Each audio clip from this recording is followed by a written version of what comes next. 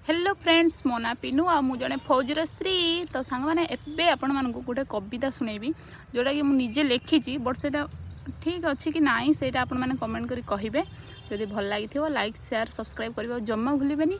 आ जदि न भल लागिथिबो भी कहिबे। तो चलो लेखि रखी बहुत दिन है एक्चुअली लिखी थी कविताटा बट से करी बोली करेक्शन भी करनी आमती लगे कि आपण सहित सेयार करवा निहाती दरकार तो से कली। तो आग टाइटलटा हूँ सजाग हुओ हिंदू है सजाग हुओ हिंदू। एक्चुअली गोटे केस होता जोटा कि आमर गोटे हिंदू होटेल थी भुवनेश्वर जो गोरु मांस दौले रोसे कर खावाई जो से विषय से केस टाइम रे मुझे लिखी ये अल्प दिन कथा बेसी ना बट मुझे सेयार करनी मुझे काले भूल भाल हो कि कौन हो तार भाविल ना करदे जहाँ हम देखा ठीक अच्छे। तो जब भल लगे भल लगे कमेंटा निश्चित करेंगे। हाँ टाइटल है सजाग हो हिंदू।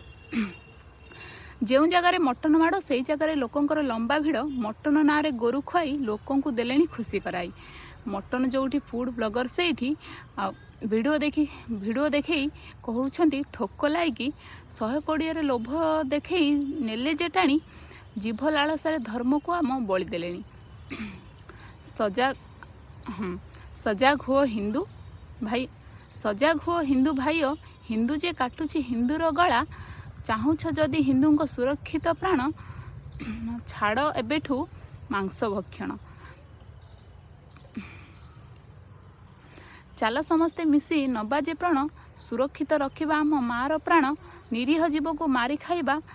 कहीं सनातन को नष्ट करिबा सनातने नाही मांस भक्षण एबेठू कर शपथ ग्रहण करिबानी आमे मांस भक्षण बंची रखिबा करोड़ प्राण सजाग हुओ हिंदू। तो सांग मैंने छोट कविताटे जदि भल लगी कमेंट निश्चित करेंगे जदि खराब लगी गाड़ी भूल देवेनी लिखिकी मुझे लिखी रखी थी बहुत दिन लानी बट शुणे बोले